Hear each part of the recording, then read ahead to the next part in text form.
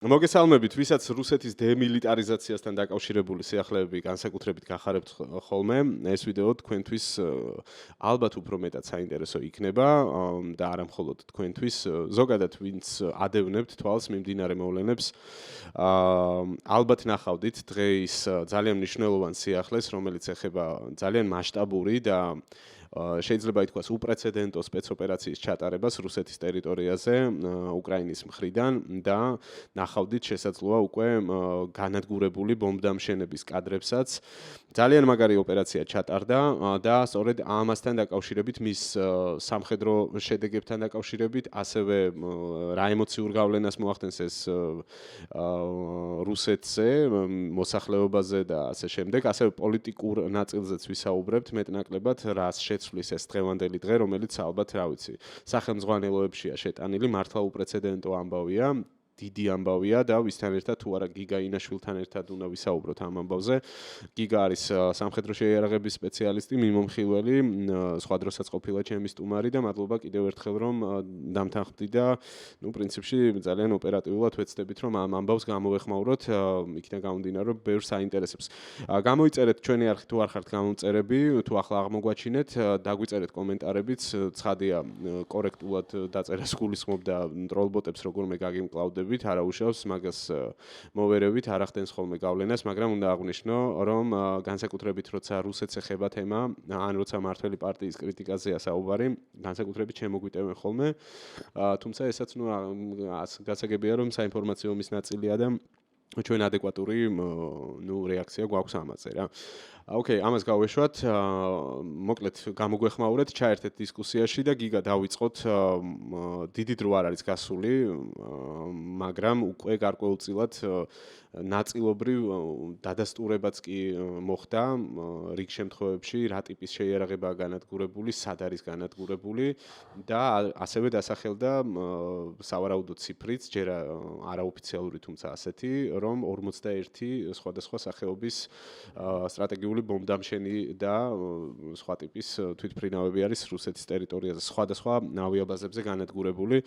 დავიწყოთ, აი ბოლო ინფორმაცია რა გვაქვს აქედან და მე გავყვეთ უკვე მნიშვნელობაზე. დიახ. რაოდენობით რო დავიწყოთ, შენს მიერ დასახელებული იყო 40-41-ზე იყო საუბარი დღის განმავლობაში, არ უნდა იყოს ამდენი, ეს ძალიან გაზვიადებული არის. ეს შესაძლოა უკრაინელების მხრიდან არის ეს ინფო უფრო გამოსული, შესაძლოა ყოფილიყო ის რაოდენობა, რა რაოდენობაზეც უნდათ გასვლა. პოტენციური სამიზნეები მთლიანობაში 40 ერთეული სტრატეგიული ბომბდამშენი პრაქტიკულად არის რუსული სტრატეგიული ბომბდამშენების მოქმედი პარკის, რა ვიცი, 80%-ზე შეიძლება მეტიც ამ ეტაპზე, იმიტომ რომ ყველა არ დაფრინავს ეს კი ხო, აი მოქმედი პარკი ახსენე, მე ვკითხულობდი სხვადასხვა არხებზე ინფორმაციას და იქ იყო რომ აი ეს 40-41 დაახლოებით არის 27-38% საერთო რაოდენობისო და თუმცა იმ რაიგულისხმევ ხო, ანუ ეგ საერთო რაოდენობიდან კიდე ზოგი არის საფრანგეთის მდგომარეობაში, ზოგი არ არის, მოკლედ ეგ ცოტა ისეთი თემა არის, რაზეც ზუსტი ინფორმაცია, რა თქმა უნდა, ღია წყაროებით არ არის, მაგაზე ზუსტი ინფორმაცია, ანუ არც უკრაინის სადაზვერვო სამსახურებს ექნება დიდი ალბათობით. რეალურად სადღაც 10-12-ის ფარგლებში უნდა იყოს, თუმცა შეიძლება მეტი იყოს და მეტნაკლებად დაზუსტდება ეს, როცა შემდეგ დღეებში სხვადასხვა სიტყვაზე ნატოს ქვეყნების სამხედრო სადაზვერვო თანამგზავრებით, ან იგივე კომერციული სადაზვერვო თანამგზავრებით მოხდება გადაღება, ხო, იგივე Google-ის რუკებზეც შეიძლება გამოჩნდეს, გააჩნია ბევრ რაღაცაზე ეს დამოკიდებული. თვითონ ოპერაცია არის ძალიან კომპლექსური და ომების ისტორიაში კიდევ მეორე რომ ომების ისტორიაში მსგავსი არ მოხდა რა აქამდე, რა თქმა უნდა, ეხლა მე-20 საუკუნეში არ მოხდებოდა, იმიტომ რომ დრონების გამოყენებით ხდება და არც იმ პერიოდში, რაც მეტნაკლებად ასე თუ ისე დრონებს იყენებენ სხვადასხვა მხარეები ომებში, რა თქმა უნდა, არ დაფიქსირებულა მსგავსი. აი გიგა, ვიდრე მივალთ მაშინ ჩამონათვალზე. მოდი ესე ვქნათ, მოყვეთ რა მოხდა და რატომ არის ეს უნიკალური ოპერაცია. ესე იგი, რუსეთის ტერიტორიაზე რამდენიმე აეროდრომზე მთლიანობაში ეს სადღაც 6 აეროდრომი არის. ოპერატიულ და სტრატეგიულ სიღრმეებზე, სტრატეგიულზე როცა არის საუბარი, აქ არ არის საუბარი რაღაცა 1500-2000 კილომეტრამდე, რა მანძილებამდე აქამდე უკრაინული დრონები ურტყავდნენ ხოლმე, ხო? აქ არის უკვე საუბარი იმაზე, რომ ციმბირში შორეულ აღმოსავლეთში დაახლოებით 5500 კილომეტრზე მდებარე აეროდრომზე მოხდა უკვე დარტყმა. აეროდრომების გარდა დრონებით შეტევა მოხდა მურმანსკშიც, სადაც რუსეთის ჩრდილოყინულოვანი ფლოტის ხომალდები არის განლაგებული, მათ შორის ბირთვული წყალქვეშა ნავები, ბირთვული რაკეტები, სხვადასხვა კრეისერები, ფრეგატები, კორვეტები, ასეულობით სხვადასხვა დიდი და მცირე ხომალდი. ეს ძირითადად დიდი რაოდენობა შედარებით მცირე ხომალდები, კატარღები და რამდენიმე ათეული სიტყვაზე შედარებით დიდი ზომის ხომალდი, ანუ ისეთი ხომალდები, რასაც რეალური ძალა გააჩნია, ხო, საოკეანო მასშტაბები რო წარმოვიდგინოთ. მანდაც გავრცელდა კადრები, იყო რაღაცა კვამლი და კი, შტაბს დაარტყეს და იყო ინფორმაცია, რომ ერთ-ერთ კრეისერსაც მოხვდა, თუმცა ამაზე ჯერჯერობით რაღაც დაზუსტებული ინფორმაცია არა, იმიტომ რომ ეს დახურული რაიონი არის და ესე მარტივად იქ ფოტოების გადაღება, ვიდეოების გადაღება არ ხდება, იმიტომ რომ შოურ მანძილიდან ფანჯრიდან გადაღებული კადრები შორიდან. ამ აეროდრომების მსგავსად ესეთი ისინი ცოტა გართულებულია მურმანსკის ნავსადგურში, ხო? რაც შეეხება ავიაციას, ამ აეროდრომებზე განლაგებული სხვადასხვა ტიპის საფრენი აპარატებია განლაგებული, ძირითადად ეს არის ისეთი აეროდრომები, სადაც მძიმე ბომბდამშვენი პოლკები არის განლაგებული, ჯერ კიდევ საბჭოთა ბომბდამშვენი დივიზიების ბაზაზე ფორმირებული პოლკები, თანამედროვე რუსული ბომბდამშვენი პოლკები, მათი ძირითად შეიარაღებაში არის Tu-95 MS-ები, ეს ტურბოხრახნიანი მძიმე ბომბდამშვენები არის, Tu-60-ები და არის ზოგიერთში Tu-22 M3-ები. ეს Tu-22 M3 შედარებით უფრო პატარა და ახლო მანძილზე მოქმედი თვითმფრინავი არის, მაგრამ სტრატეგიულ ბომბდამშვენებში გაყავთ ხოლმე ხშირად სრულფასოვანი სტრატეგიული ბომბდამშვენები, ეს Tu-60-ები და Tu-95-ები არის. უმეტესი ნაწილი ახლა რაც ვიდეოებზე ჩანს შეტევა მოხდა Tu-95 MS-ებზე და გარკვეული რაოდენობა არის განადგურებული და კიდევ ვიტყვით, რომ შემდეგ დღეებში დაზუსტება უფრო რა რაოდენობაზე არის გასული. შეგვიძლია ახლა ზუსტად ამოვიკითხოთ მეტნაკლებად დაზუსტებული აეროდრომების დასახელებები, მიმართულებები სად იყო და თვითმფრინავების რაოდენობები და შემდეგში ვილაპარაკებ რა მეთოდით მოხდა მათი. ხო, კი, ეგ აუცილებლად საკმაოდ საინტერესო, ანუ ესეთი მეთოდი აქამდე გამოყენებულა, ხო? ეს არატრადიციული ის არის, მეთოდი არის სიტყვაზე ავიაციის წინააღმდეგ ბრძოლის და განეკუთვნება ასე ვთქვათ, პრინციპი არის შემდეგი. არატრადიციული საშუალებებით, ოპერატიულ და სტრატეგიულ სიღრმეებში, არატრადიციული საშუალებებითა და არატრადიციული მეთოდებით, ასევე ტაქტიკით გაანადგურო ისეთი მაღალი ღირებულების ობიექტები, რომელსაც პირდაპირ ან ირიბი ზემოქმედება აქვს და შეუძლია საომარი მოქმედებების წარმოება. სხვათა შორის პირველად ამბავი რომ გავიგე, პირველი განცდა ეგ მქონდა, რომ ალბათ ანუ რაღაც შორი მოქმედების დრონები გაუშვეს. ან არ ვიცი რაკეტებით ნეპტუნები და ახალი რაც აქვთ მეთქი რაღაც შორ რადგან იქ დასახელებული იყო შორი მანძილები ეგ პირველი ეგ ასოციაცია და მე რო აღმოვაჩინე რა მაგარი ამბავი მოხდა ან მართლა შოკის მომგვრელი იყო ხო კაი ჩავიკითხოთ რა არის და მე მოვყვეთ ეგ ამბავი მურმანსკის ოლქი წეგან როგორც თქვი ანუ ავიაბაზა ოლენია ეს არის დიდი საკმაოდ არა ერთ-ერთი ყველაზე დიდი სამხედრო აეროდრომია რუსეთის საჰაერო ძალების შემადგენლობაში, რომელსაც შეუძლია მიიღოს და საბრძოლო ექსპლუატაციისთვის მოემსახუროს სტრატეგიულ ავიაციას, სტრატეგიულ ბომბდამშვენებს. ესე განადგურდა დადასტურებულად 4 ერთეული სტრატეგიული ბომბდამშვენი Tu-95 MS-ი და ერთი ცალი ეს An-12, ეს An-12 სატრანსპორტო თვითმფრინავი არის. ესე იგი ირკუტსკის ოლქი. ძალიან ისეთი შორს დაახლოებით 5500 კილომეტრზე უკრაინის ტერიტორიიდან ავიაბაზა ბელაია ესეთი განადგურდა 4 ერთეული Tu-95 MS-ი და 2 ერთეული Tu-60. ეს Tu-60 თეთრი გედი განსაკუთრებით მნიშვნელოვანია, იმიტომ რომ მოქმედი 16 ერთეული ყავდათ აქამდე. თუ ამ ორივეს განადგურება 100% დაზუსტება, ეს არის აი ძალიან დიდი დანაკარგი რუსეთის სტრატეგიული ავიაციისთვის. და რატო ეხლა ბარემ აქვე ვიტყვი ეს რუსული სტრატეგიული ბომბდამშენები რუსეთისთვის არ არის რაღაცა ანუ მათი ძირითადი დანიშნულება არ არის რომ უკრაინის წინააღმდეგ რაღაც ფთოსანი რაკეტები გაუშვან ხო ანუ უბრალოდ ამას იყენებენ რუსები რომ ფთოსანი რაკეტები ეს საჰაერო ბაზირების ფთოსანი რაკეტები გაუშვან იმიტომ რომ სხვა თვითმფრინავებს ეს არ შეუძლია მაგრამ ეს თვითმფრინავები არის რუსეთის ბირთვული ტრიადის ერთ-ერთი ძირითადი ელემენტი ანუ პლატფორმები რომელსაც პოტენციური დიდი ბირთვული ომის შემთხვევაში სიტყვაზე ნატოს წევრი ქვეყნების მიმართულებით უნდა გაეშვა ბირთვულ გობინიანი ფთოსანი რაკეტები. ან სიტყვაზე კონკრეტულ კონფიგურაციებში ბირთვული ბომბებით განეხორციელებინა მასირებული დაბომბვები, ხო? ბევრად უფრო დიდი მნიშვნელობა აქვს ამ თვითმფრინავებს რუსეთის საჰაერო ძალებში, ვიდრე შეიძლება ეს იყოს აი ამ ჩვეულებრივი ასე თქვა ჩვეულებრივ კონვენციურ მუხტიანი ფთოსანი რაკეტების გაშვება, ხო? ესე იგი, შემდეგი მურმანსკის ოლქი ასევე სევერომორსკის სამხედრო ნავსადგური, რაზეც საუბრობდი, აქაც დაფეთქებები დაფიქსირდა რამდენიმე შტაბში და თვითონ ნავსადგურებში.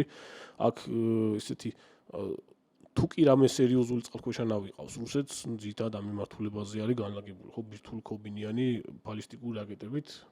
ესე იგი რიაზანის ოლქი, აქეთ უკვე ეს დაახლოებით 800 კილომეტრში არის უკრაინის საზღვრამდე, საზღვრიდან დიაგელოუს სამხედრო აეროდრომი სავარაუდოდ განადგურდა, აქ მდგარი Tu-22 M3 ტიპის ბომბდამშენები. აქ Tu-22 M3-ზე არის აქ არსებული ბომბდამშენი პოლკი დაკომპლექტებული და ეს დიაგელოუს აეროდრომს არაერთხელ მოხვედრია უკრაინული დრონები, წელსაც ორჯერ მოხდა დარტყმა, გასულ წლებშიც ბევრჯერ მოხდა და ერთ-ერთი წამყვანი სამხედრო აეროდრომია, რომელიც ჩართულია უკრაინის წინააღმდეგ საავიაციო საჰაერო ოპერაციების წარმოებაში, ხო? შემდეგი ივანოვსკის ოლქში აეროდრომის სევერნიზე განადგურდა ერთი ერთეული A-50. ეს A-50 ცნობილი არის ჩვენი საზოგადოებისთვის, იმიტომ რომ რაც უკრაინაში დაიწყო ომი, რამდენიმე A-50 დაკარგა რუსეთის საჰაერო ძალებმა, მათ შორის ერთ-ერთი აზოვის ზღვის თავზე ჩამოუგდეს S-200 ტიპის შორმანძილზე მოქმედი საზენიტო სარაკეტო სისტემით, საზენიტო რაკეტით. A-50 რა არის? ფრინავი, დიდი ზომის ფრინავი რადარი, ეს რადარი ხო? ეგ უნდა მეკითხა. არის ამერიკული ავაქსის, ხო, ამერიკული დასავლური ავაქსის საბჭოთა რუსული ანალოგი. A-50-ები სხვათა შორის 2008 წლის ომის დროს ჩრდილო კავკასიაში დაფრინავდა ერთი A-50 და ჩვენ მიმართულებაზეც მუშაობდა მიზნების გამოვლენაზე. A-50 არის ფრინავი რადარი, დაახლოებით 9.5-10 მეტრიანი წრიულად მბრუნავი ძლიერი რადიოლოკაციური სადგურით, რომელსაც სიტყვაზე 600-700 გააჩნია მიზნებს, 600-700 კილომეტრამდეც ყოფილა შემთხვევები 1000 კილომეტრამდეც დაუნახია გარკვეული მიზნები, მათი გამოვლენა ევალება და პლუს ამას არის მართვის პუნქტი. მართვის პუნქტი არის თვითონ ბორტზე, სპეციალისტები ზიან და შეუძლია ჰაერიდან დამოუკიდებლად ცენტრალური რაღაცა მართვის ცენტრისგან დამოუკიდებლად მართოს საავიაციო დაჯგუფება. ეს საავიაციო დაჯგუფება შეიძლება იყოს გამანადგურებლები, შეიძლება იყოს რაღაცა საფრონტო ბომბდამშენები, სტრატეგიული ბომბდამშენების რაღაც ესკადრილიაც შეიძლება იყოს და ასე შემდეგ. ესე იგი სერიოზული დანაკარგია, ეგაც ცალკეულად ესე რომ გამოყო. ერთ-ერთი მნიშვნელოვანი თვითმფრინავია რუსეთის საჰაერო ძალებში. ეგეთი რამდენია თუ ვიცი? არ ყავთ ძალიან ბევრი დარჩენილი, სადღაც 9 ერთეულის ფარგლებში იყო დარჩენილი, ბოლოს რო გადავითვალე მეტნაკლებად სხვადასხვა ინფორმაციებით, მას შემდეგ რაც აზოვის ზღვის თავზე ჩამოუგდეს და აქედან ამ 9 ცხრიდან ბევრად ნახევარზე ცოტა იყო მოდერნიზებული A-50-ები, რომელიც თანამედროვე ელექტრონული სისტემებით არის აღჭურვილი, ხო? ესე იგი, ბოლო უკვე შედარებით უფრო რამდენიმე საათის მერე რაც გავრცელდა ამურსკის ოლქში ესეც შორეულ აღმოსავლეთში ურალის იქით აეროდრომ უკრაინკასთან განთავსებულია ესეთი 79-52 ესეთი სამხედრო ნაწილის ავიაციო ბაზა და მის შემადგენლობაში არის 79 და 182 მძიმე ბომბდამშენი პოლკები, მათ შეიარაღებაში არის Tu-95 MS-ები და აქვე არის განლაგებული მე-200 მძიმე ბომბდამშენი პოლკის რამდენიმე ერთეული, არსებული ინფორმაციით, ეხლა ღია ინფორმაციით, სადღაც 6 ერთეულის ფარგლებში უნდა იყოს Tu-22 M3. ძირითადად ესენი სხვა აეროდრომზე არის, მაგრამ ნაწილი 6 ერთეული, 5-6 ერთეული აქ არის გადმოსრულილი და აი ამ აეროდრომთან დაფიქსირდა ეს ერთ-ერთი ბოლო ვიდეო, კაცი რო იყო შესული იმაში, ხო, კონტეინერში და რო აფეთქდა, ხო და ეს იყო, ხო. ანუ მანამდე კადრი იყო. მანამდე დრონების დაშვება დანაღმული იყო, ალბათ. აი მაგასაც შევეხებით, მანამდე მოხდა დრონების გაშვება, სავარაუდოდ აქაც განადგურა მიზნები, უბრალოდ რაღაცა ვიდეოები, ფოტოები ჯერჯერობით არ ჩანს და ალბათ ამაზეც გამოჩნდება ინფორმაცია შემდეგ. კარგი, მოდი გადავიდეთ ახლა მეთოდზე გადავიდეთ, ხო? ძალიან საინტერესო ეტაპზე. ვინ დაგეგმა ეს ოპერაცია, როგორ განხორციელდა დეტალურად, ანუ მართლა ფილმის სცენარია, ანუ არ ვაჭარბებ რომ ამბობ რომ ალბათ წიგნებში არის შესატანით, ხო? ისეთი საოცარი, ანუ ეხლა მეგობარს ველაპარაკებოდი რა და ანუ რატომ უცებ გაგვახსენდა რომ ესეთი ეფექტური ოპერაცია ალბათ აი მოსადმა რომ პეიჯერებით აუფეთქა ისინი რა ქვია მებრძოლები, აი დაახლოებით ეგეთი ეფექტი იყო რა. თუმცა მისი მასშტაბები ბევრად უფრო დიდი და სერიოზულია. ხო, რა თქმა უნდა, ანუ ეფექტური ამბავი არის ძალიან და მოგვიყევი რა მოხდა. ესე იგი ოფიციალურად უკრაინელებმა გააჟღერეს ხო თვითონ ამაზე ინფორმაცია. ოპერაცია დაიგეგმებოდა 18 თვის განმავლობაში, როგორც იძახიან. ოპერაცია დაგეგმა და შეასრულა SBU უშიშროების სამსახურმა უკრაინის თვითონ ეს ხელმძღვანელის ვასილი მალიუკის ხელმძღვანელობით ან პირადად მას ჰქონდა ჩაბარებული. თვითონ მეთოდიკა საკმაოდ ისეთი კომპლექსური იყო და ზოგადად პრინციპით ძალიან წააგავდა იმას, რაც აი სიტყვაზე წინა ეს პეიჯერები რო ახსენე მოსადის მიერ ჩატარებული და იგივე უკრაინელებმა რო ჩაატარეს ეს VR სათვალეები, დრონების მართვის სათვალეები რო დაუნაღმეს რუსებს და ოპერატორები რო დაუხოცეს. ხო, ამ შემთხვევაში მასშტაბი ბევრად უფრო დიდი იყო. მოკლედ, რუსეთის ტერიტორიაზე სხვადასხვა გზებით, ნუ ეს ჯერჯერობით უცნობია, ხო, რა გზებით შეგზავნეს, შეიყვანეს რამდენიმე ერთეული სატრანსპორტო, ხო? ხო, ტრაილერი, კონტეინერები ტრაილერზე დასამაგრებელი უკანეს. ჩვეულებრივი ესეთი მაერსკის კონტეინერები როა, ხო, მარტივად რომ მიხვდეს შენ მაყურებელი. ეს კონტეინერები არ იყო რაღაცა ჩვეულებრივი კონტეინერები, თვითონ უკრაინელებმა დაამზადეს, ანუ გარედან ჩვეულებრივი კონტეინერს გავდა, მაგრამ შიგნიდან სახურავი იყო დისტანციურად გაღებადი და ჭერში ზედამხარეს დამატებული ქონდა ერთი ნაკვეთური, სადაც მოთავსებული იყო დრონები. ხა ზუსტად დრონებით იქნა შეტანილი რუსეთის ტერიტორიაზე თუ შემდეგ რუსეთში დაკომპლექტა ეს საინტერესოა საზღვარი როგორ გაიარეს ასე შემდეგ. მაგრამ არ იყო ინფორმაცია რომ ჩელიაბინსკის ოლქში მოხდა თვითონ აი ამ კონტეინერების შეტანა, მოგროვება და ჩელიაბინსკის ოლქში დაკომპლექტა დრონებითო. ესე იგი თვითონ დრონები რომლებიც აი ამ კონტეინერებიდან ფრინდებოდნენ და ვიდეოებზე ხო, ანუ რა მოხდა რომ ვიზუალურად რომ წარმოვიდგინოთ, შეიძლება ნახეთ კადრები და შეგიძლია ჩასვა ის ხო, შეგვიძლია მეც კი გაჩვენებთ მაგ კადრებსაც. ანუ ჭერი იხდება, კი, დისტანციურად და იქიდან დამოუკიდებლად უკვე ფრინდებიან დრონები. FPV დრონები ამოდიან და სხვადასხვა მიმართულებით მათთვის შერჩეული მიზნებისკენ მიდიან და ნელა-ნელა ზემოდან დიდი სიჩქარით კი არ ეჯახებიან FPV დრონები, როგორც სიტყვაზე ტანკებს ეჯახებიან კუმულაციური მუხტებით, ზემოდან ნელ-ნელა ეშვებიან. Tu-95 მეტების შემთხვევაში ფრთებზე იყო მონიშნული ის ადგილი, ანუ ფრთებზე და აჯდებოდა და ფეთქდებოდა და Tu-22-ების შემთხვევაში პირდაპირ ფიუზელაჟზე. ხო, ანუ იქ წითელი ჯვრებიც იყო დასმული, თვითონ ფოტო რაც გავრცელდა, ხო, ამ სადუნა მომხდარიყო აფეთქება, რომ მაქსიმალური ზიანი მიეღო თვითმფრინავს კონკრეტული თვითმფრინავის კონფიგურაციიდან გამომდინარე.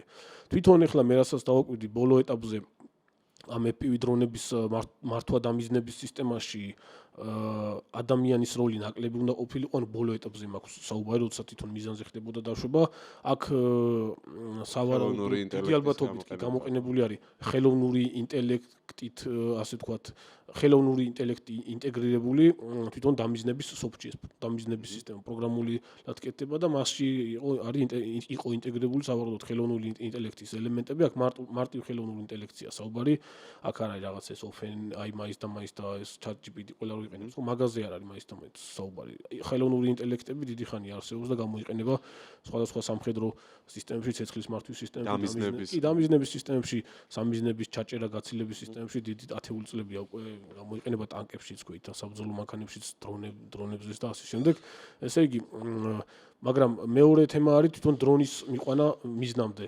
ესეც წინასწარ იყო დაპროგრამებული, თუ არ იყო დაპროგრამებული, ეს ცოტა რთული სათქმელია, იმიტომ რომ ძალიან სპეციფიური თემა არის და შეიძლებოდა ყოფილიყო დაპროგრამებული, რომ რაღაც კონკრეტული წერტილზე გაჩერებული ტრაილერი და რაღაც ახლო მანძილზე იყო ეს ტრაილერები გაჩერებული. ხო, რამდენიმე შეიძლება კილომეტრიც იყო, შეიძლება რამდენიმე ასეული. ნუ რაღაც დიდი დაშორება არ იყო. ხა დრონებს რო უყურებ, ნუ რაღაცა საშუალო ზომის პატარა არც პატარა, არც ძალიან დიდი FPV დრონები არის. ბევრი გამოიყენება ესეთი, მაგრამ რაღაცა სპეც კონფიგურაციები არის აშკარა, დამატებითი ელემენტები შეინიშნება და შედარებით საკმაოდ ძლიერი მუხტები ქონდა რომ იყო ანუ სპეციალურად ამ ოპერაციის შექმნილი მორგებული ასე ვთქვათ. რაც შეეხება მოკლედ აი სამიზნემდე მიყვანას ეს შეიძლებოდა მომხდარიყო ლაივ რეჟიმშიც ოპერატორის მიერ, მათ შორის აი თვითონ რუსეთის ტერიტორიაზე ყოფილი ოპერატორის მიერ, ან ბევრად უფრო შორი მანძილიდან 1000 კილომეტრიდან და გამოყენებული ყოფილიყო სიტყვაზე აი ამ კონტეინერებში ჩაშენებული იგივე Starlink-ი შეიძლება ესეც ყოფილიყო, მაგრამ შეიძლება ყოფილიყო სრულად ავტონომიური და ტრაილერიდან ამოსვლის შემდეგ რაღაც კონკრეტულ ლოკაციაზე თვითონ დრონი GPS კოორდინატით მისულიყო. ესეც შესაძლებელი არის და ესეც ისეთი მარტივი, საკმაოდ მარტივად და არაფერი რაღაც რთული ამაში არის და მარტივად გაკეთებადი არის და ეს მისაღები ვარიანტი არის. ანუ თვითონ აეროდრომის ტერიტორია არის, სადაც ეხლა აეროდრომზე თვითმფრინავები ბომბდამშენები მით უმეტეს ყველგან არ დგას, კონკრეტული ადგილები აქვს სადგომი, რაღაც ამ სადგომამდე მიფრინდებოდა GPS კოორდინატით და მერე უკვე კამერაში და კამერასთან ინტეგრირებული დამიზნების სისტემით კონკრეტულად სამიზნის ჩაჭერა და სამიზნეზე დაჯახება მოხდებოდა. ანუ თუ რაღაცა განსაკუთრებული მაღალ ტექნოლოგიურობა აქ არ ხო, ანუ თუ სწორად მივხვდი, ეხლა ამას დავფიქრდი, იქ ადგილზე ოპერატორების ვთქვათ დიდი რაოდენობა არ ჭირდებოდა ამ ამბავს, ანუ ამის და შეიძლება რომ საერთოდ ანუ არ დაჭირვებოდა მაგას ვიძახი. სავარაუდოდ არ ყოფილან ოპერატორები იქ, სავარაუდოდ იყო რაღაცა ცოტა ეს ტექნიკური პერსონალი, რომლებმაც სიტყვაზე იქ მიიყვანეს ეს ისინი ავტომობილებით. მიიყვანეს, დატოვეს და გამოვიდნენ შემდეგში. იყო რაღაც ერთი ვიდეო. შეიძლება არც იცოდნენ იმ ხალხმა. ეგეც ვარიანტი არის, იყო რაღაცა ვიდეო, ტრაილერი, რომელიც ერთ-ერთი ტრაილერი, რომელიც ნახეს, ეს ტრაილერის მძღოლი მკვდარი იყო რაღაც რამდენიმე საათის. გვამი იყო მთლიანად გაშავებული და ყელზე ჰქონდა პლასმასის ხამუტი მოჭერილი. უბრალოდ ეგ სერიოზული ოპერაცია ჩატარდა. აი ეგ ვინც გააკეთა, იმას ეცოდინებოდა ეგ ტრაილერისთვის იყო იქ მიყვანილი. მოკლედ ჯერჯერობით ახალი რამდენიმე საათის მომხდარია და რაღაც ალბათ ბევრი საინტერესო ამბავია. დასკვნების გამოტანა ცოტა ისეთი შემდეგში გახდება ცნობილი და მოკლედ ძალიან კომპლექსური ოპერაციების კასკადი იყო. ხო თვითონ დრონების მუხტებს რაც შეეხება წეღანს რო ვისაუბრე, აშკარად ეხლა აფეთქება რო ჩანდა იქ ერთ-ერთი აი ეს ამურსკის ოლქში ერთ-ერთი კონტეინერი უკვე რო იწოდა და ვიღაცები იწოდა და აფეთქდა. აქ სავარაუდოდ რა ხდება? თვითგანადგურების მექანიზმი იყო, ასე ვთქვათ, რაღაცა აალებად ნივთიერებაზე აგებული. აალება ხდებოდა რაღაც ნივთიერები და მანქანა კონტეინერი იწვებოდა და მერე მოხდა ის მეორადი აფეთქება. აი ეს აფეთქება სავარაუდოდ დრონი უნდა ყოფილიყო, რომელიც ჭერში დარჩა, თქოს ერთი ან ორი ცალი დრონი, იმიტომ რომ ყველა კონტეინერი დაიწვა ცეცხლი მოვიდა და რაღაც აფეთქებება სერიოზული არ მოხდა. რაღაც ფაქტების განადგურებისთვის ხო, რა თქმა უნდა, იქ როგორ იყო აწყობილი ბევრი რაღაცის, ასე ვთქვათ, გამოძიების შესაშლელად, ასე ვთქვათ. ხო, ზოგადად როგორ იყო აწყობილი რანა თვითონ სურათები ეხლა კონტეინერების და მასში ჩალაგებული დრონების უკრაინელებმა დადეს თვითონვე. ეხლა სად იყო გადაღებული და როდის ეს ცოტა ოთახში რო აწყვია ეს დრონები. კი, რთული სათქმელია. კონტეინერებით აშკარად მაგათივე აწყობილი არის, თვითონ ააწყვეს სახურავებს ეს კაბრიოლეტი. რაღაცა სახურავი გადადიოდა. ძალიან ქვემოთ რაღაც ესეთი ხის პლატფორმა იყო, რომელზეც ეს დრონები იყო დალაგებული. თითო კონტეინერში რამდენიმე ათეული FPV დრონი იყო ჩალაგებული. თვითონ კონტეინერები რაღაც ათეულობით კონტეინერი არ ყოფილა, რამდენიმე იყო და თითოში რამდენიმე ათეული FPV დრონი იყო. რამდენ დრონზე იყო საუბარი? 179 ცალზე იყო საუბარი. თუ არ ვწდები, თუ 129 აღარ მახსოვს, 100 ზემოთ და იმუშავა სადღაც 116-მა ერთეულმა როგორც არის ამაზე ინფორმაცია რა. ეხლა ბევრი რაღაცა კიდე ირკვევა რა. ეხლა შეიძლება რაღაცები გამოვიყო. ხო, ნუ ერთ სიტყვით ფანტასტიკის სფეროა, მთლიანობაში ძალიან წარმატებული ოპერაცია შეიძლება ამას დაერქვა. სხვათა შორის წავიკითხე, რომ ზელენსკი თვითონ იყო, თქვათ, ხაზზე რაღაც ეგეთი შემომხდა. როგორი რაღაცა იცი, მინდა აქვე თქვა, რომ აი არის ერთ-ერთი ესეთი ნიუანსი, რაც მეოთხე თაობის ომების განასხვავებს მესამე თაობის ჩვეულებრივი, ასე ვთქვათ, კლასიკური კონვენციური ომებისგან, ხო? მეოთხე თაობის ომი, რომელიც ჰიბრიდულ ელემენტებს ითვალისწინებს თავის თავში, ბოლო პერიოდში, ბოლო წლებში ძალიან მოწონთ ეს ჰიბრიდული ომი, ხო? ტერმინი რაღაცა დღეს და გუშინ არ შექმნილა იყო ეს ყოველთვის და მეოთხე თაობის ომისთვის დამახასიათებელი არის აი მსგავსი მეთოდების გამოყენება, ანუ არატრადიციული საშუალებების, არატრადიციული ტაქტიკით გამოყენება აღმატებულ მოწინააღმდეგისთვის დიდი ზიანის მისაყენებლად. ეხლა ამაში საერთო ჯამში რაღაცა კატასტროფულად დიდი დანახარჯები უკრაინას არ ექნებოდა. არაფერი აქ ძალიან მაღალ ტექნოლოგიური არ მომხდარა. მთელი ამისი, ასე ვთქვათ, სირთულე იყო, აი სმარტ ამბავია, კონტეინერების შეტანა რუსეთში. და აი ამ ყველაფრის მართვა უსერიოზულესი ოპერაცია არის, რომელიც მარტივი ტექნოლოგიური საშუალებებით იქნა მიღწეული. აქ იყო დაგეგმარება მართვა და შემსრულებლები და კონსპირაცია, დამალვა. მთელი ასე ვთქვათ, მუღამი, ესე რომ დაუძახოთ ამ ოპერაციის ეს იყო. კი, საოცრ. სხვათა შორის იქ აი შემსრულებლებზე, ეგრეთ წოდებული ინსაიდერებზე ვკითხულობდი, რომ წამოვიდა მერე რომ რუსებმა გაავრცელეს, რომ აი რაღაცები მოგერიება მოახერხეს და უკვე ვიღაცები დაიჭირეს მაგალითად რა, ანუ მაგ თემას რომ შევეხოთ, თქვათ. დეზინფორმაცია იქნება, არ მგონი მართალი იყოს ახლა, რა ვიცი. FPV დრონი ურთულესი ჩამოსაგდებია. შე რა ლოგიკაც განავითარე ახლა რომ შეიძლება საერთოდაც იქ ბევრი პირდაპირ შემსრულებელი ხალხი არც ყოფილიყო ადგილზე და ყველაფერი დისტანციურად შეიძლება ყველაფერი თუ არა დიდი ნაწილი ვიდეოში ჩანს ეგ თვითონ და მაგაზე დაყრდნობით უფრო ვიძახი ანუ თვითონ ვიდეო რამდენი 3 ვიდეო დაიდო სიტყვაზე სადაც ასახული არის როგორ მიდის დრონი და როგორ აგდებს სიმაღლეს და ეშვება თვითონავის Tu-95 იყო და Tu-22 მაგათ კორპუსზე და აი აქ ჩანს გარკვეული ტექნიკური ნიუანსები, რაც აი ამიხსენი ეგ ან ჩემთვის ცოტა წარმოუდგენელია, მაგრამ შენ სხვა თვალით უყურებ მაგ ყველაფერს, ხო? რას გულისხმობ? არ ჩანს აქ რაღაცა ტრადიციული სოფტი სიტყვაზე, აი ტრადიციული, მოდი აი ძალიან დეტალებში ვაღარ წავიდე, ბევრს აქ ხო ნანახი, როგორ მოქმედებენ ეს FPV კამიკაძე დრონები, რომელსაც RPG-7-ის კუმულაციური მუხტი უყენია და ოპერატორი ამ დრონს რაღაცა დიდი ხო ჯოისტიკით, დიდი VR სათვალით ან რაღაც ჯოისტიკით უმიზნებს რაღაც ტანკზე, გაეკიდება, ეჯახება უკანა მხარეს და ხდება დეტონაცია ხო ამ მუხტის აქ აშკარად კარგი ხარისხიანი ვიდეოები არის აწერია კიდეც და ეტყობა კიდეც რომ ავტონომიურ რეჟიმში ხდება თანაბარი სიჩქარე და ავტონომიურ რეჟიმში ზედმეტი მოძრაობების გარეშე ძალიან ესეთი პრაქტიკულად არ ჩანს ადამიანური ფაქტორი ანუ ადამიანის ჩარევის მომენტი და აშკარა არის რომ ეს დრონი იქამდე რაღაცა მიიყვანა ან თვითონ მიფრინდა და ბოლო ეტაპზე სრულად ავტონომიურ რეჟიმში ნელა-ნელა ეშვება თვითმფრინავის სიმაღლეზე ხო, ეგ ნაწილობრივ წეღანაც აღნიშნა. ხო, და პატარ-პატარა შესწორებს, ანუ კორექციებს აკეთებს რა. ხო, ეს მიანიშნებს ამაზე ხა ადამიანის საინტერესოა, როგორ მართული ცოტა სხვა როგორ აიხსნება საბოლოო დეგამბავი და რას გავიგებთ გზადაგზა მაგ დეტალების შესახებ.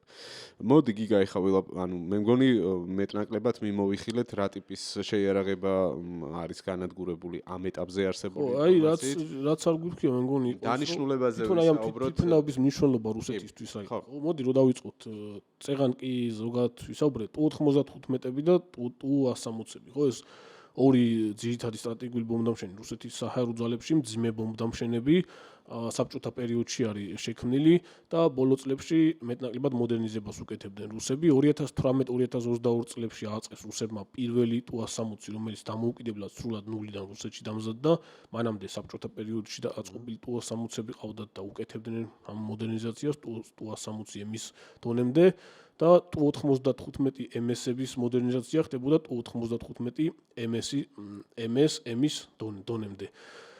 საბჭოთა პერიოდში Tu-95-ების და Tu-160-ების მათი კონფიგურაციები აგებული იყო და გამოიყენებოდა ისე როგორც რაკეტების გამშვებად, ასევე ბომბების ჩამომყრილად, თუნდაც საბომბე ნაკვეთურებზე არის საუბარი და ბოლო წლებში უფრო ბოლო 10-15 წლის განმავლობაში მოდერნიზაციის და სხვადასხვა კონფიგურაციებში ჩარევის შედეგად, კონფიგურირების შედეგად, ყოველთვის აი მოდერნიზაცია არ ვქია, ყოველთვის რაღაცების შეცვლას, მოხდა ისე რომ რუსებმა ამ თვითმფრინავების ძირითად დანიშნულებად დატოვეს რაკეტების გაშვება, ანუ რაკეტმზიდები არის Tu-160 არის დიდი ზომის, პრაქტიკულად ყველაზე დიდი ზებგერითი სტრატეგიული ბომბდამშენი წეღანს ვთქვი რომ 16 ერთეული იყო მოქმედი და თუ ეხლა ორი განადგურდა ორი მოაკლდება და არჩებოდა 14 ერთეული და ეს ორი ერთეული საკმაოდ სერიოზული ძალა არის ერთი ერთეული თავისუფლად საკმაოდ სერიოზული ძალა არის და ხშირად აი საუბარი არის ხოლმე ეხლაც იყო ამაზე რაღაცა 7 მილიარდი არის საერთო დანაკარგიო ხო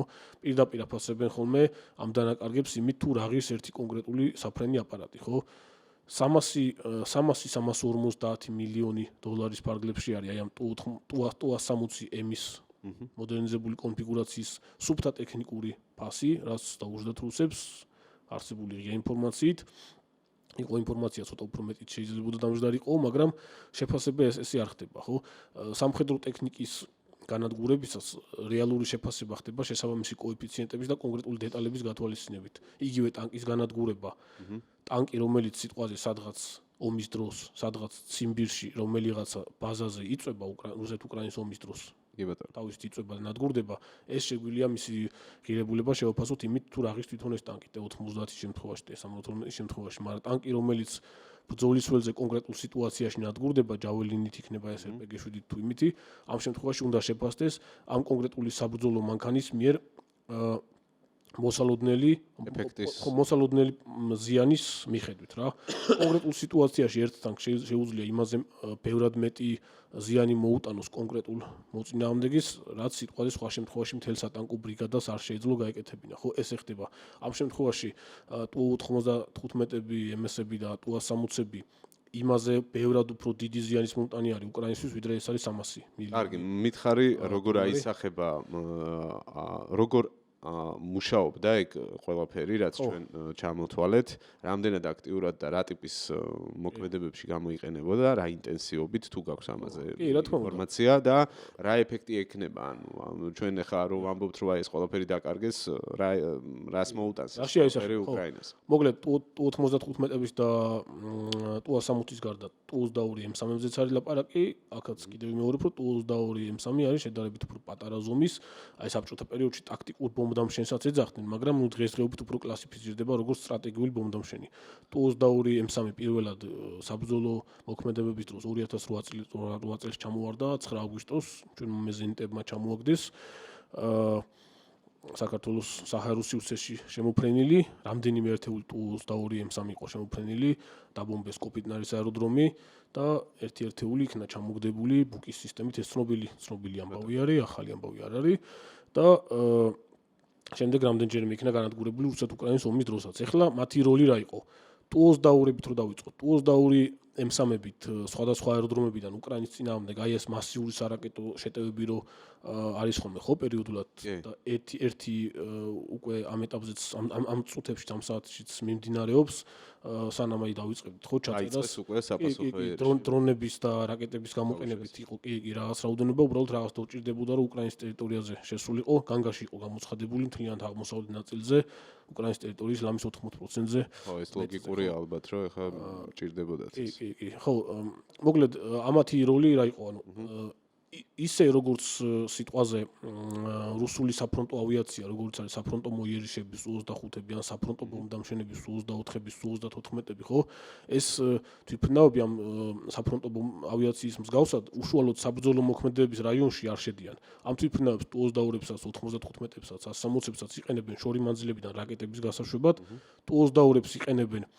ხაუს-დაური ტიპის ზებგერტი რაკეტების გასაშვებად, რაც განსაკუთრებული პრობლემად იქცა უკრაინელებისთვის, იმიტომ რომ ეს ხაუს-დაური არის ძალიან მაღალი სიჩქარით მფრენი ზებგერტი რაკეტა, რომელიც ურთულესი ჩამოსაგდები გახდა თუნდაც აი ამ თანამედროვე დასავლური ჰაერსაწინააღმდეგო სისტემებისთვის, იმიტომ რომ მაღალი სიჩქარით შედის და აი სულ რამდენიმე შემთხვევა არის დაფიქსირებული, რომ უკრაინელებს ეს რაკეტები გაენადგურებინოთ. რა და ძველი, ასე ვთქვათ, საბჭოთა არაზუსტი რაკეტები არის ეს ხაუს-დაურები, მოძველებული დამიზნების სისტემით, აინესი აქვს მხოლოდ ინერციული დამიზნების სისტემა და ხშირად რამდენიმე ასეული მეტრითაც აცილებია მიზნებს და იმ დიდ თვითმფრინავებს 95-ებს და Tu-160-ებს იყენებენ ფთოსანი რაკეტების გასაშვებად. ამ ფთოსანი რაკეტებიდან პირველ ეტაპზე ომი რო დაიწყო, ძირითადად იყო ხოლმე Xa-555-ები და Xa-55-ები, მათ შორის ბირთვული კონფიგურაციების გაშვებაც მოხდა, მაგრამ რა თქმა უნდა არ ბირთვული კობინების ამოღება მოხდა, განკომპლექტება და ფუგასური კობინებით იქნა გაშვებული, ეგ კი არა იყო ერთი შემთხვევა Xa-555-ები საერთოდ ეს სასწავლო კობინით გაუშვეს, რომელიც უბრალოდ ჩამოვარდა და არც აფეთქებულა, ხო. ბირთვული კობინის იმიტატორით და ბოლო პერიოდში უფრო იყენებენ Xa-101 ტიპის რაკეტების გასაშვებად. ეს Xa-101 არის თანამედროვე რუსული ფთოსანი რაკეტა, რომლის ფესვები მოდის საბჭოთა პერიოდიდან, ტექნოლოგიურად თავის დროზე შემუშავებული არის, ხო, მისი ძრავი და ბევრი სხვადასხვა ელემენტები მოდიფიცირებული Xa-555-ის ბაზაზე, მაგრამ თვითონ ფიუზელაჟი ახალი ტიპის ფიუზელაჟი აქვს, სტელს ტექნოლოგიის ფიუზელაჟი აქვს, თვითონ Xa-101-ებს და ბევრად უფრო მაღალ ტექნოლოგიური რაკეტა არის, ვიდრე ისინი. ესე იგი, ამ Xa-101-ების მოქმედების მანძილი 5500 კილომეტრი არის, ეს სტრატეგიული სიღრმე არის, მაგრამ შარშან წლის დასაწყისში დაფიქსირდა ესეთი რაღაცა, თუ არ ვხდები შარშან წლის დასაწყისი იყო ან 2023 წლის ბოლო, მოდიფიცირებული ხა-ასერთების გამოყენება დაიწყეს რუსებმა, რომელსაც ფრენის მანძილი 2500 კილომეტრამდე აქვს შემცირებული, მაგრამ ქობინი არის გაზრდილი მასა და დამატებით აქვს დამატებული ინფრაწითელი ხაფანგი ელემენტები, რომ სიტყვაზე ბოლო ეტაპზე სამიზნეზე მოხვედრამდე რომელიმე ტიპის სითბური რაკეტით აიქნას ჩამოგდებული, იმიტომ რომ ძალიან ბევრი შემთხვევა დაფიქსირდა რუსეთ-უკრაინის ომში, როდესაც რუსული ფრთოსანი რაკეტები იგივე უკრაინელმა მეზენიტებმა იგლათი და სტინგერის მსგავს ტიპის გადასატანი მხარზე გასადები სითბური დამიზნების რაკეტებით ჩამოყარეს.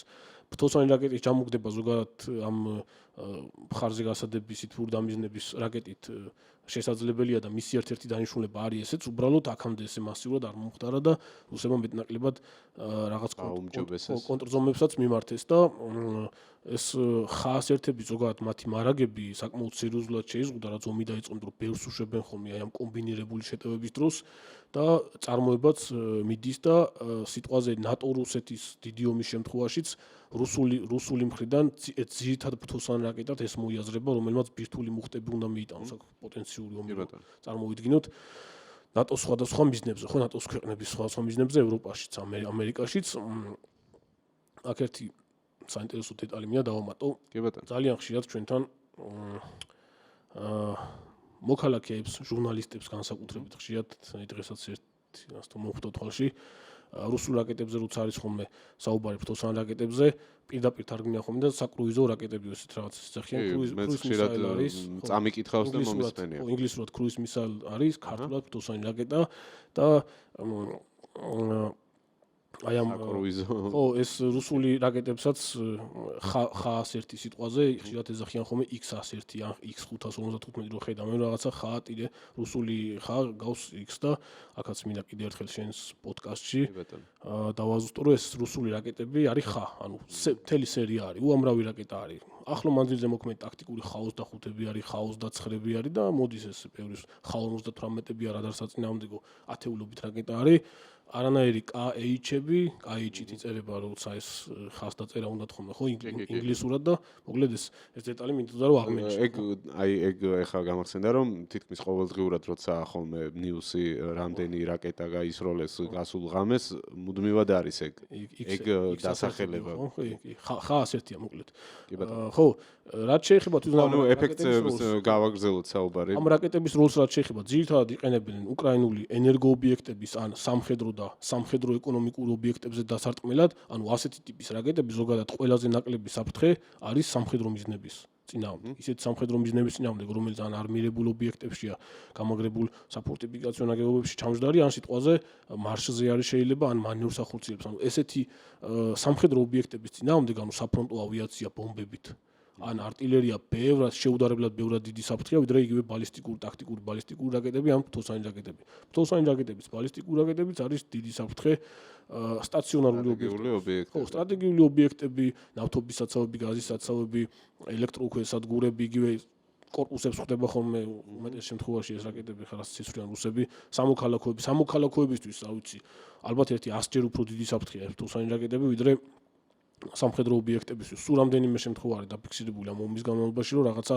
უკრაინელების რომელიმე ყაზარმოს მოხვედროდა ეს ამ ტიპის რაკეტები და რაღაცაც განსაკუთრებული სერიოზული ზიანი მოეტანა ცოცხალი ძალისთან. ძირითადად კორპუსები გვახსოვს დახვრეტილი. ეგეც ომის დასაწყისში იყო და ხო რაღაცა უზარმაზარი ხრელები როვა ხოლმე კორპუსებში ეგ არის ხო მაგის ეფექტი და ანუ რაღაცა სიზუსტეც ახსენე მანდ და ეგაც არის ალბათ ხო ერთ-ერთი ხო სიზუსტე ეს რაც შეეხება ახლა ეს ხაუს-დაურების რო სამოქალაქო ობიექტებისთვის დამატებითი რისკია ვთქვათ შეიძლება იქ სხვა რამეს უმიზნებდნენ სულაც ხო ყოფილა ეგეთ შემთხვევები რომ საერთოდ სხვა რაღაცისკენ ვიფრინავთ ხან ესაც უნდა ხაზგასმით აღვნიშნოთ რომ მათი მიზანი პირდაპირ სამოქალაქო ტერორიც არის ფსიქოლოგიურ ტერორი კი ეგ ზოგადად ომი რატომღაც აი ბევრს ომის რომანტიზებას რო ახდენენ ხოლმე და რაღაც ეს ლექსებს რომ მიაწერენ ხოლმე რაღაცა ცოტა არ იყოს და ხანდახან არ უყურებ ხოლმე სერიოზულად მე ეგეთ რაღაცებს ომი რაღაც ისე გამომივა ეს ვინც მეტნაკლებად ეს ვისაც მეტნაკლებად ესმის ეს თემა ყველა მიცის ომი არის უბინძურესი რაღაცა სადაც დაპირისპირებული მხარეები ყველანაირ მეთოდებს ხმარობენ რომ გაიმარჯვონ მოწინააღმდეგეზე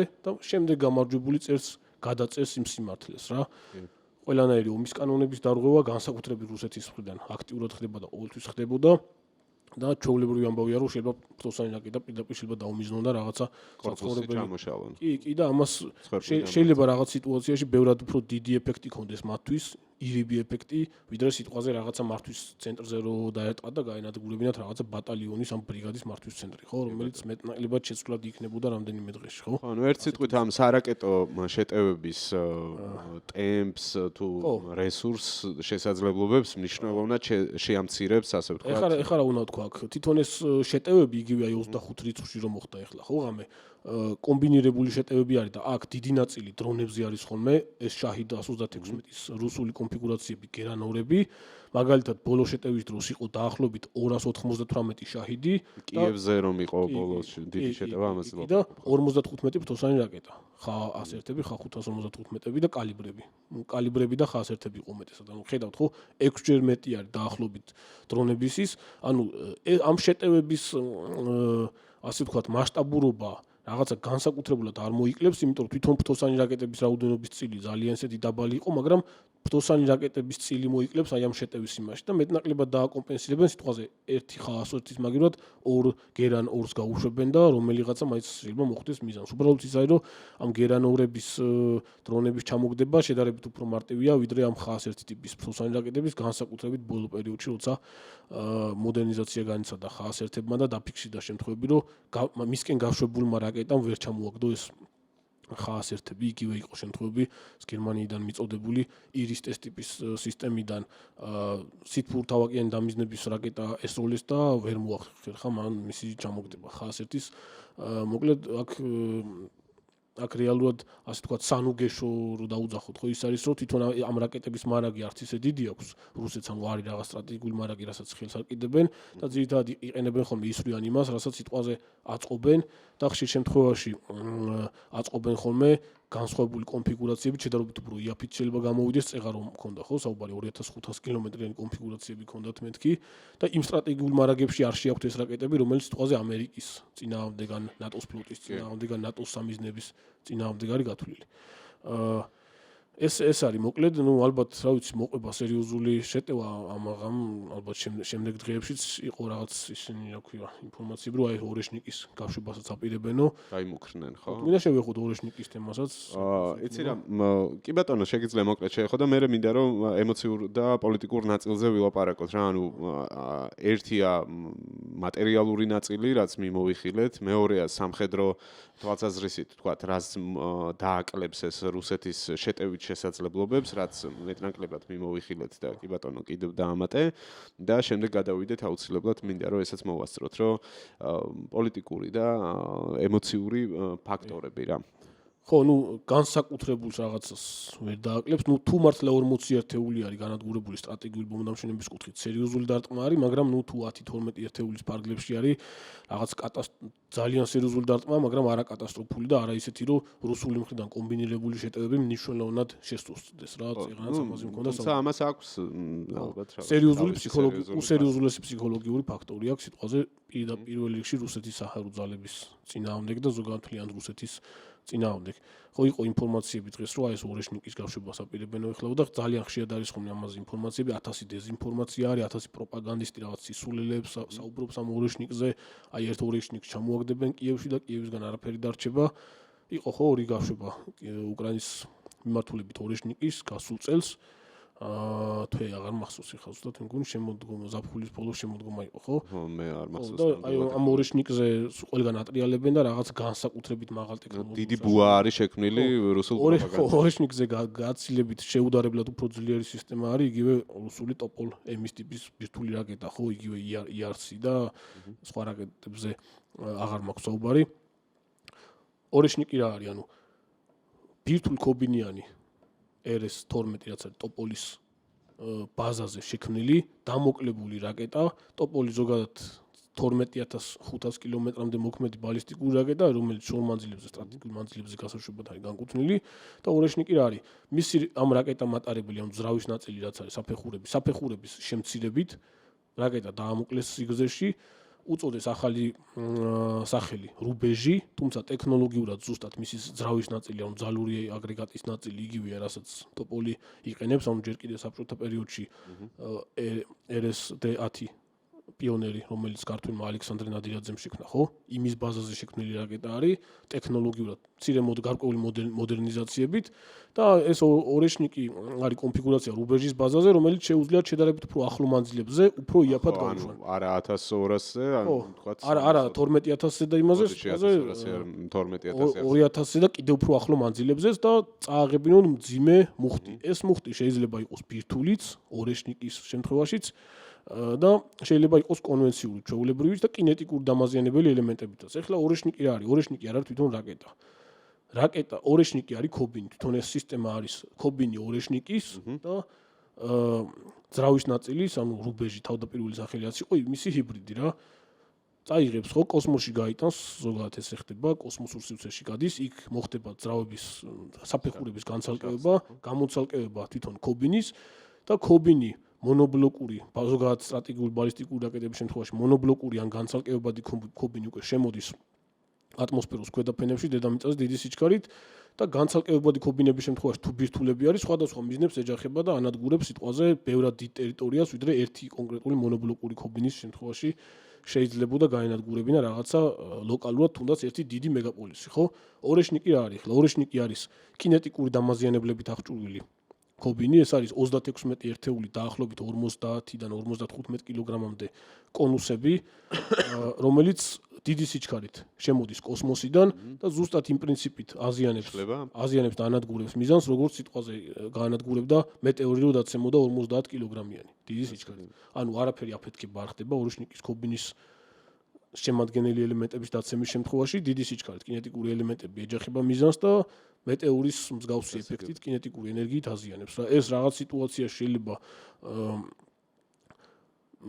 შევადაროთ რაღაცა მცირე ზომის, ძალიან მცირე ზომის ტაქტიკური ბირთული მუხტით დარტყმას, მაგრამ არანაირი აქ რადიაცია არ ახლავს, არანაირი ჯაჭვური რეაქცია არ ხდება და ასე შემდეგ. ანუ იმის თქმა, იმიტომ გაგახსენდა და იმიტომ მომიყევი ხა ეგ ამბავი, რომ ეს არის გადაჭარბებული და ანუ რამდენად არის მაგის რისკი რეალურად რომ თქვათ. ანუ ორეშნიკი ხო რომს გამოიყენონ, ანუ არ არის რაღაცა განსაკუთრებით ისეთი სიძლიერის იარაღი, ანუ ახლოს ვერ მივა რეალურად ბირთულ მუხტიან ტოპოლებთან და სხვა რაკეტებთან. იგივე ახლოს ვერ მივა ბირთულ მუხტიან ისკანდერის რაკეტასთან, რომელიც სულ რაღაც 500 კილომეტრამდე მიფრინავს თავისი 450 კილოგრამიანი ბირთული მუხტით და შეუძლია რომ ეს ბირთული მუხტი დაკალიბრდეს გაშვებამდე რაღაცა დაახლოებით ეს არის 15 კილოტონიდან 300 კილოტონამდე.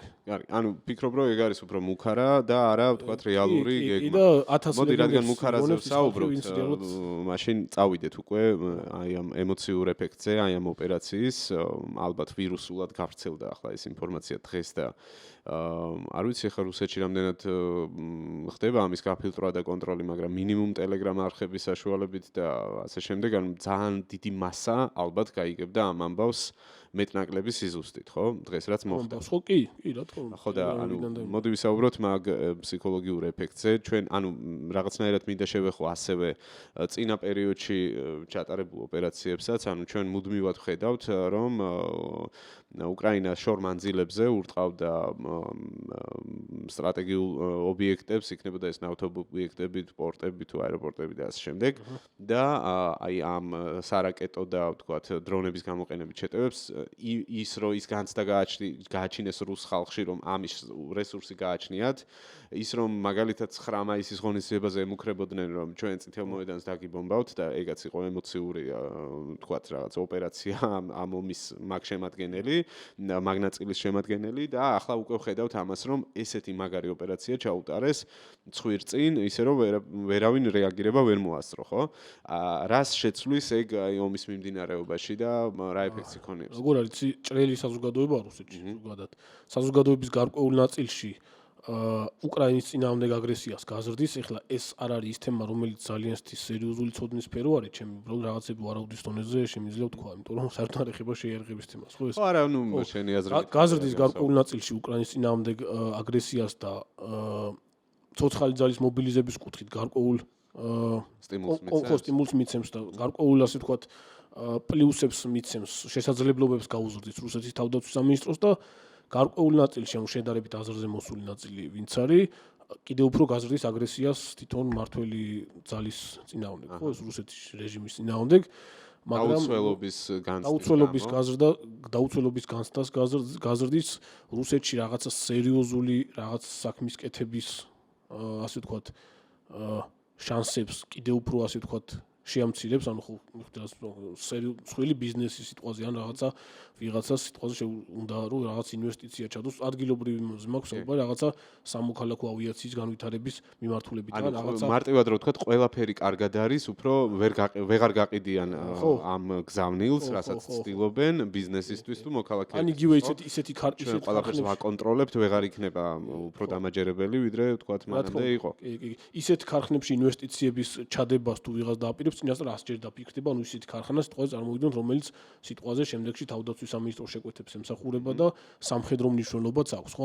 ანუ ისი ფიქრობს უსაფრთხოებაზე, რომ შეიძლება თავად გახდეს სამიზნე? კი და ყველაფერი დაკარგოს და არანაირ მოგებაზე კი არ გავიდეს, საერთოდ განადგურდეს ის ობიექტი, იმიტომ რომ მანამდე მსგავსი ობიექტები მასიურად განადგურდა შორსმოქმედი უკრაინული დრონების მიერ, მათ შორის სტრატეგიულ მიზნებზე სადღაც ციმბირის. რამდენიმე დღის წინ მახსოვს ხათა შორის ეგეთი ნიუსი, რომ დრონების მწარმოებელ ერთ-ერთ რაღაცა ობიექტსაც დაარტყეს. კი, დრონების კი იყო, ბევრი არის ესეთი ობიექტი კი იყო ამაზე, FPV დრონების აწყობა ხდებოდა მანდ და რამდენიმეჯერ მოხდა ეგეთი დატყმა, აქ თვითონ გერანორებს სადაც აწყობენ, მაგ ქარხანაზე საკმაოდ დიდი ქარხანა არის, მაგაზეც რამდენჯერმე მოხდა. უბრალოდ აქ კიდე მინდა ერთი ის დავაზუსტო, რომ ესეთი ტიპის დარტყმები შორმანძილზე მოქმედი დრონებით ან იგივე რუსეთის მხრიდან ამ დრონებით და ფრთოსანი რაკეტებით ეს არ არის საშუალება, რომელიც მომენტალურად იგებს ომს. ეს არის საშუალება, რომელიც ხანგრძლივი გაჭიანურებული ომის დროს ამცირებს მოწინააღმდეგის სტრატეგიულ რესურსებს და არის მხოლოდ პირდაპირი ან ირიბი ზემოქმედების საშუალება გარკვეული ტიპის რესურსების პრევენციული განადგურებისათვის, რომელი რესურსებით სიტყვაზე შემდეგში ირიბათან პირდაპირ შეიძლება გარდაიქმნას სამხედრო რესურსად უკვე ოპერატიულ ან სულ შემთხვევაში ტაქტიკურ სივრცეში. მით უმეტეს, როდესაც ჩვენ საუბრობთ, რომ ეხლა ომი მიდის სწორედ გამოფიტვაზე და დღეს და ხვალ არ დასრულდება, როგორც ვიღაცებს ეგონათ, ხო? და ხო, არა, რა თქმა უნდა. ესეთი ომები არ სრულდება ხოლმე სწრაფად რა. არსებობს რაღაცა გარკვეული ალგორითმები ამაზე და არის მითხილ ხოლმე ხშირად იმ ხალხს, ვისაც სიტყვაზე მე-20 საუკუნეში მომხდარი ომები არ აქვს შესწავლილი, ან ომის ხასიათი არ აქვს შესწავლილი, თუნდაც მთელი ამ გასული 1000 წლის განმავლობაში. ომის ხასიათი არ შეცვლილა. ვისაც ესმის ეს თემა, ყველათან ხდება ამაზე. შეიცვალა ტექნოლოგიები და წარმოების მეთოდიკა ყველა დონეებზე, აითვისა ყველა სივრცე, ტაქტიკურიდან დაწყებული სტრატეგიულამდე, აითვისა ისეთი საშუალებები, რომელიც ხშირ შემთხვევაში სამოქალაქო რესურსები არის კონკრეტული სახელმწიფოსთვის, მაგრამ ხასიათი ომის არ შეცვლილა. ამიტომ რაღაც ესეთი მასშტაბის ომები ან რამდენიმე დღეში მთავრდება მალევე პოლიტიკური ხელშეკრულებით, ან იწელება წლობით. კი ბატონო. ხო, და რადგან ხელშეკრულება ახსენე, ვიცით რომ ხვალ არის, ხო, ნუ მოკლედ რომ ვთქვათ, სწრაფი ეფექტი, მხოლოდ ემოციურად და მნიშვნელოვანი ეფექტი მოახდინა და მოახდენს ეს ოპერაცია კიდევ. თავად უკრაინელებისთვისაც ალბათ ესაც უნდა ვთქვათ, მარტო რუსების მიმართ რაღაც გავლენაზე ვისაუბრეთ ახლა და თავად უკრაინელებისთვისაც არის ეს ძალიან პოზიტიური ამბავი, სამოტივაციო ამბავი ალბათ, ესაც ნიშნულოვანია რომ აღვნიშნოთ და მოდი პოლიტიკურ ნაწილზეც მე მესმის რომ შენ ვთქვათ შენი კონკრეტული მიმართულება გაქვს და შეიარაღების ნაწილში, თუმცა მე მართლა მაინტერესებს შენი აზრი, ისე როგორც ყველა ჩემს სტუმარს ვეკითხები ხოლმე, ვთქვათ დღეს იყო მაგაზე საუბარი, რომ ესეთი გრაფიკული გამოსახულებაც გავრცელდა, არ ვიცი, შეიძლება შეხვდათ ტრამპის ცნობილი განცხადების პასუხად, რომ ზელენსკისო კარტები არ უჭირავსო, ზელენსკი 5 ტუზი ეჭირა რა, ეგეთი კადრი შემხვდა, რომ ანუ და სხვათა შორის ეს მარტო არ იყო რაღაც სოციალში გავარდნილი ამბავი. ის ბენ ჰოჯესი ამბობდა, რომ ზუსტად ტრამპს გზავნილი გაუგზავნა, რომ აი თქვენ კი ამბობთ, რომ არ უჭირავს ზელენსკის კარტები, მაგრამ მას უჭირავს რეალურად კარტები და დღევანდელი დღეც არისო ამის დადასტურება. ეს ყველაფერი კი ხდება ხვალ სტამბულში დაგეგმილ მორიგ კომუნიკაციამდე, ხო? სადაც დღეს ამ ამბის პარალელურად ზელენსკიმ უკრაინის ხელისუფლებამ გამოაქვეყნა ჩამონათვალი თავისი პირობების, რა, სადაც იყო ლაპარაკი, რომ ყველაზე ტყვეების გაცვლა იყო ასევე ერთი პუნქტი, რაც მახსოვს, რაც მახსენდება, რომ არ მოხდება არანაირი რუსეთის საკუთრებად აღიარება არანაირი ტერიტორიების, რაც მიითვისეს 2014 წლის შემდეგ და იყო კიდევ ის, რომ არანაირ ნეიტრალიტეტზე არ ისაუბრებს უკრაინის ხელისუფლება. ხო, აი პოლიტიკურ ამბავში რა გავლენას ახდენს შენი აზრით? კეთყვი ხა ჯერ მოდი რას სველი. დიდად განსხვავებულ შედეგს არ ველი იმისგან, რაც პირველი შეხვედრის დროს იყო. არაფერი ისეთი სერიოზული შედეგი არ ექნება ამ შეხვედრასაც და თვითონ ომის დასრულებაზე, რასაც ვარაუდობთ, პრაქტიკულად გამორიცხულია, რომ ამ წლის ბოლომდე ეს ომი გაჩერდეს. ისეთ ხასიათში არის გადასული ეს ომი. ეს ბევრჯერ გვიხსენებია და აღარ ჩაუბრუნავდებია. ანუ პოლიტიკური განცხადებების მიღმა გაქანებული წარმოება მიდის იარაღის და შეიარაღებაზე მუშაობს ორივე მხარე. რეალურად იქოქება ევროპული რესურსი, ბევრის გულის გასახეთქად და ბევრის გასაკვირად. მთელი რიგი ასე ვთქვათ მიმართულებებზე ევროპული ქვეყნების თავდაცვის სამინისტროებში ეს კონკრეტული თემები ჩაბარდა რეალურად საქმის გამკეთებელ ხალხს და არა იმ ხალხს, ვინც ალერნის კაბებით დარბიან ქუჩებში. სერიოზულ სამხედრო პირებზე მაქვს საუბარი, ვისაც მილიტარისტული ომის ფსიქოლოგია აქვს და ომის აზროვნება აქვს და რეალურად მათ მიერ გადაწყვეტილებების მიღებას სერიოზული შედეგები მოყვება და ევროპული სამხედრო რესურსი თუ საკმარისი რაოდენობით, ეკონომიკური რესურსი თუ საკმარისი რაოდენობით გარდაიქმნა სამხედრო რესურსებად, ბევრად მეტი არის ეს ეკონომიკური რესურსი, ვიდრე რეალურად აქ ამ ომს სჭირდება, ხო? განსაკუთრებით აქ გერმანია, ხო, ცხადია.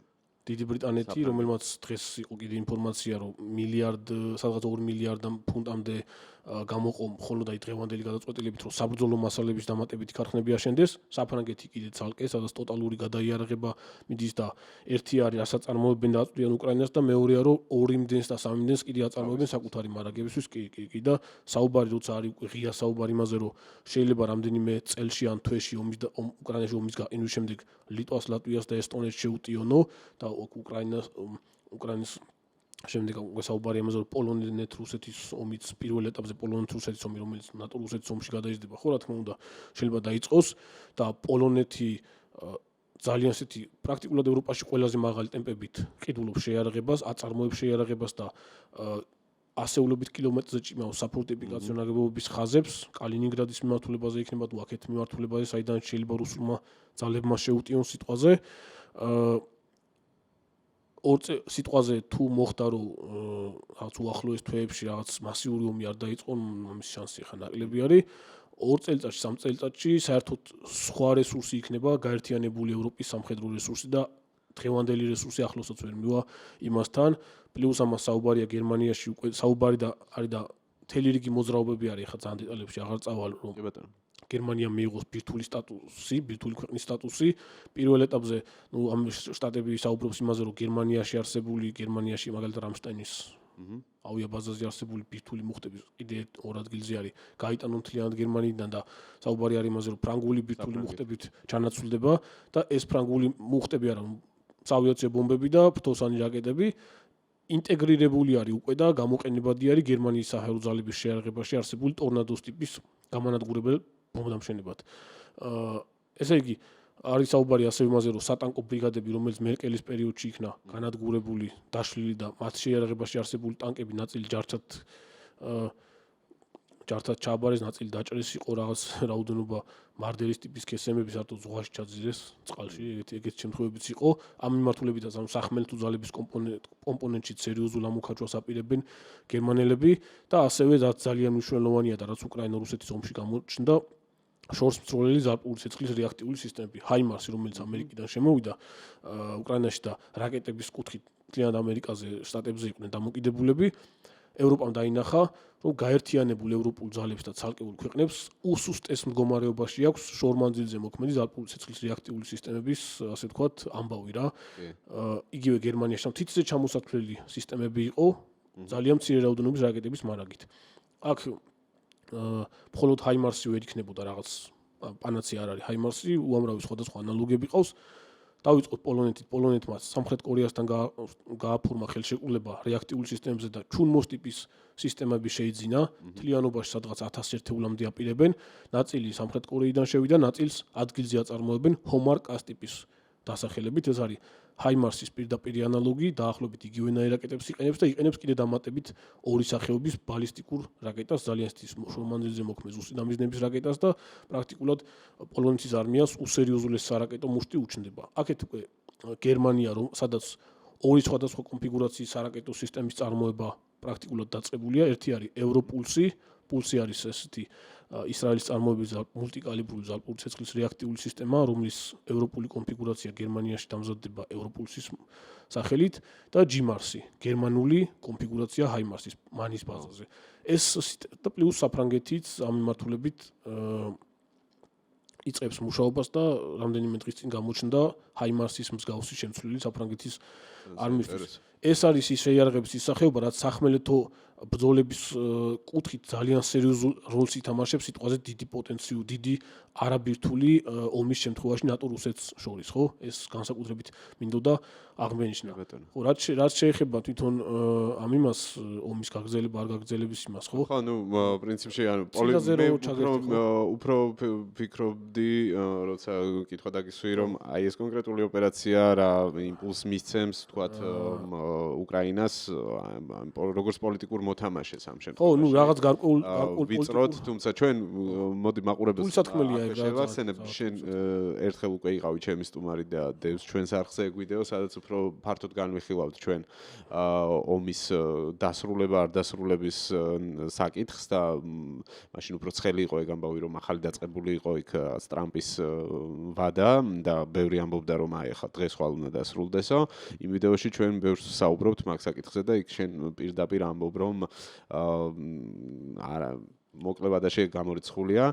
ხო და იქ არის საინტერესო მოსაზრება. ეხა ეს ეპიზოდი მე ვფიქრობ, რომ ძალიან უკვე გაგვიგრძელდა, ამიტომ დასასრულისკენ წავიდეთ და ხო, აი მოკლევადიან პერსპექტივაში რა შეიძლება შენი აზრით განწყობებში შეცვალოს. იგივე შტატების ამოკიდებულებაში მხარდაჭერის ნაწილში, არ ვიცი. ამ ოპერაციაზე ვისაუბროთ. ხო, რაღაცა ესეთი იყო რაღაც პირველადი განცხადება, რომ ჩვენთან შეთანხმებული არანაირად არ ყოფილაო, ნუ ეს შეიძლება ცოდნოდათ არაფერი განსაკუთრებული არ არის, რაღაც CIA-ს ცოდნოდა ამაზე ქონოდა ინფორმაცია, შეიძლება ეხმარებოდნენ კიდევაც. შეიძლება ეხმარებოდნენ, შეიძლება არც არაფერი არ ცოდნოდა. ხო, მოკლედ ყველანაირი პასუხისგებლობის, ასე ვთქვათ, თავიდან არის ხო, ხელების დაბანვისის იყო, განცხადება იყო, არ ამგონია რომ რაღაცა სერიოზული გამოხმაურება მოყვეს. მით უმეტეს იმის ფონზე რა განცხადებებიც მოყვა შტატების ხელმძღვანელობის მხრიდან იმ შეტევას, რაც 25-ში მოხდა კიევზე და პუტინი გაგიჯდაო ეს პირდაპირ ეძახა, ხო, ტრამპი მასშტაბებით რაღაცა უკრაინელების მხრიდან მიყენებული დარტყმა, რომელიც პირდაპირ მხოლოდ სამხედრო მიზნებზე იყო, ხო? კი. გამიზნული. გამენადგურდა სამხედრო ობიექტები, არანაირ რაღაცა სამოქალაქოებს დარტყმა. არანაირი რაღაცა ცუდი განცხადებები იგივე თუნდაც იმ სტამბოლის შეხვედრაზე ამას არ მოყვება, უბრალოდ უკრაინის პოზიციებს კიდევ უფრო გააძლიერებს და კიდევ უფრო წარმოაჩენს იმას, რომ რეალურად უკრაინისთვის სამხედრო ტექნოლოგიების მიწოდებას აქვს დიდი მნიშვნელობა აზრი რუსეთის წინააღმდეგ იმ სიტუაციაში, რომ რაღაცა ფაქტიურად არაფრისგან ამხელა ტექნოლოგიურად არაფრისგან ამხელა დარტყმა მიაყენა რუსეთის სტრატეგიულ ავიაციას, რომელიც უკრაინაზე მეტად იგივე ნატოს წევრ ქვეყნებს აფრთხობს, შეიძლება ითქვას. თავისუფლად მუხტიანი რაკეტა. მოკლედ, ცალსახად საჩვენო და პოზიტიური ამბავია ამას მარტივად რომ ვთქვათ ეს. თავარია გაგრძელდეს და სხვადასხვა მეთოდები გამოჩნდეს კიდე აი ამ რუსული სტრატეგიული რესურსის განადგურებისა რა. ძალიან დიდი მადლობა. საინტერესო იყო როგორც ყოველთვის შენთან საუბარი და რაც თავარია, ალბათ მაყურებლისთვისაც ეს იქნება თვალშისაცემი და საინტერესო, რომ როცა კვალიფიციური ადამიანი ხსნის რაღაცებს დეტალურად და ასე ვიღებ ინფორმაციას, უფრო მეტად საინტერესოც არის და სასარგებლოც, ასე ვთქვათ და არ არის მერე უკვე მოსაწყენი, მოსასმენი ხოლმე და წინა ვიდეოს 20,000-ზე მეტმა უყურა და ძალიან კარგი იყო. ჩართულობა მომეწონა. ხო, დიდი მადლობა. მოკლედ, ამით ვიღაცებმა ამ ოპერაციას დაარქვეს Pearl Harbor-ი, ეს იყო რა ქვია, შედარება, რომ ეს არის რუსული Pearl Harbor-ი მოუწყო უკრაინამო. ოფიციალურად პაუცინა ერქვა ეს ობობის ქსელი. ობობის ქსელი, კი ბატონო.